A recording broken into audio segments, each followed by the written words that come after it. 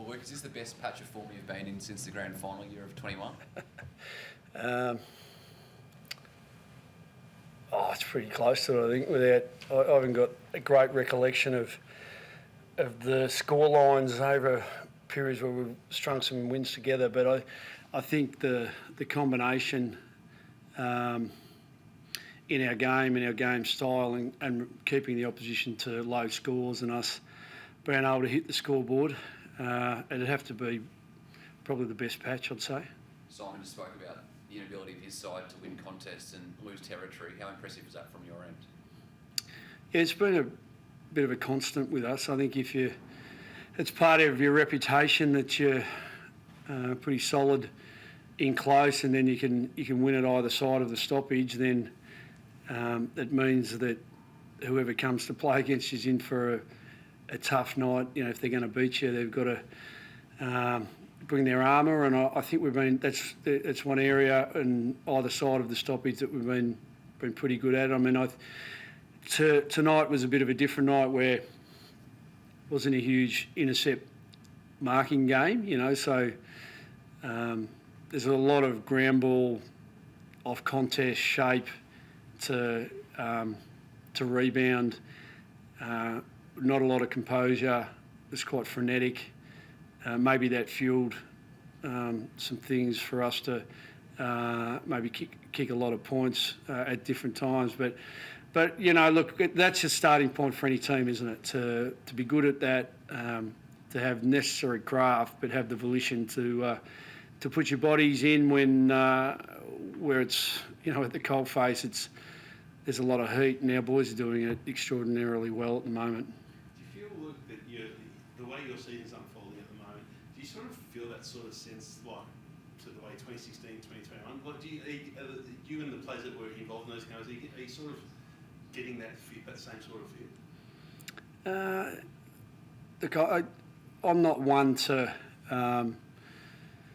try to reproduce history. You know, even in my vernacular, or when I talk to the players, it's those times have been and gone, and so there's an authenticity in what we're doing at the moment. You know, it's new and it's fresh. There's different personnel, but if you're asking me whether or not I sense that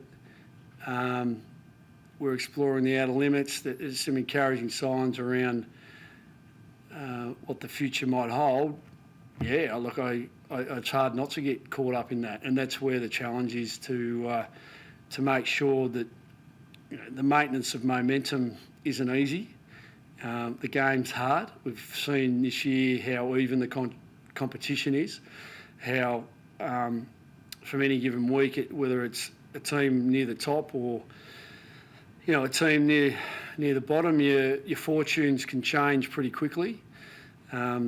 And it can be because the opposition have just surprised you and ambushed you, but it also can be because you have a bit of bad luck, you know, with injury or whatever it may be. So you don't take anything for granted, and we're just trying to stay on an edge. You know, what's come out of the last probably 2.5 months is we've learned a fair bit about ourselves, our capabilities. There's growth in all of the players, really, whether they're experienced or they're, you know, in their early 20s or they're in their first year. There's some progress, and that's a credit to the players, but it's definitely a credit to all our staff who are working with the players. You know, in particular our coaches who are doing an outstanding job with the boys, and absolutely our medical and our strength and conditioning staff who just continue to give great support. So I think there's a real chemistry through our club at the moment. There's a real spirit, and so we need to nurture that and maintain it and continue to grow it. So apologies if that's a bit long, but you know, we've still got some important challenges up ahead to try and make the most of this momentum. When you sort of look back to the start of the year, had to the year, I mean, even, you know, you were under a lot of pressure on a personal basis, but just that was sort of like a great commentary on the club at that time. You fast forward 3.5 months, can you sort of believe how incredible the turnaround has been? Yeah, I think, you know, the perception externally, and obviously there was a lot of dialogue and commentary around my tenure, but internally, you know, it was a different world. I've always felt that everyone's had a lot of faith in what I do, and I've always had a lot of faith in our people. You know, we've added some new people to our blend, and they've given great contributions, added their personalities into a really colourful cauldron, and so I think internally it's probably just it's a different perspective, and you can't come out and say, hey, and shake the tree and say, you know, what are you talking about? But because it's when you're not winning games of footy, and that's what it's all about. There's no rebuttal, you know. But I've never been concerned about what our progress might be like. We've still got huge challenges ahead. You know, we really have. You know, we've got to make sure that in different areas, if we lose a player or two, that we can cover it, and that's this year, but it's definitely into the future, and we've got our eye on that as well as we transition. Luke, Martin, what you said there, like you didn't lose belief, and you're always pretty confident you could turn it around, but has it taken you at all by surprise? Like there's that Port Adelaide game where you lost by almost 50 points. That took me by surprise. That took you by surprise, but what about what's come? Like I know you've got belief in your players and you know what they're capable of, but you've just knocked off like a great string of top sides in the comp after a 50-point loss. Like does stuff like that surprise you at all?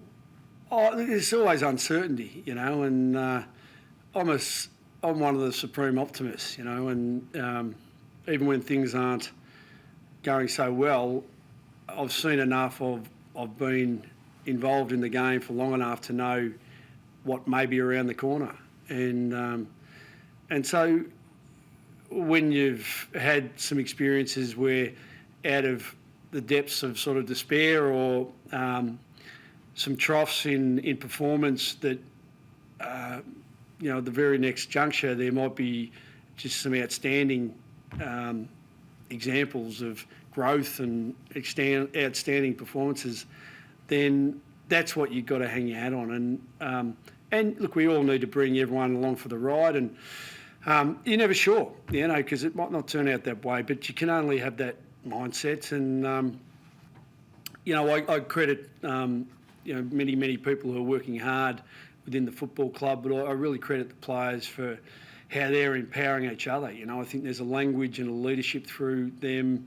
There's a desire to be the best, whether we can be or not, and that manifests in different ways. It manifests in their words, you see it in their actions, but it's got to have integrity in it, and I really feel like it has. And even after the Port Adelaide game, you know, which you know, we sat in a room afterwards, and you always give the opposition credit. It was like, what was that, you know, and where did it come from? And you're not going to say, did you have the aircon up too high in your hotel rooms? Yeah, well, they'll never make excuses. And even this week, you know, the boys wouldn't have gotten in bed until 1 a.m. was delayed flight, high winds in Sydney at Mascot Airport, their powers of recovery and their commitment tonight are on a 5-day break. We never even talked about it. So it's a real credit to them to play the way that the boys did, and then to finish the game off the way that they did under, you know, what was a pretty trying week. So the break now will be pretty handy for us. Marcus, outstanding as he is most weeks, is he the greatest Bulldog ever already? Well, I mean, his first half was extraordinary, wasn't it? And, you know, Melbourne, you know, have really challenged us, as you guys know, over the last few years in particular, and they've had our measure, and different personnel on both sides. And but in a game like that, and where it was, you know, it was high octane really, you know, and he was just, you know, quite extraordinary in that first. So obviously they sent Tom Sparrow to him towards the end of that second quarter, into that second half. So I think, you know, that during the second quarter, and that probably helped them a little bit. I think they stabilised the game for a period of time. But yeah, is he the greatest Bulldog ever? Well, I mean, at the end of his career, he just may be. but he's got a few years left in him. So he was brilliant tonight. And Adam Shaw and his 250th, another outstanding game, having a great season, obviously. Yeah, he is, and I'm not one to put the milestones on the whiteboard and give a message. Let's do it for Adam, or the two, or Lockie McNeil and or the two Lockies, Lockie McNeil and Lockie Bramble, playing their 50th. Nice little milestones for those two as well, but they're always challenging, because the emotion that drives winning cultures is never attached to milestones. It just can't be.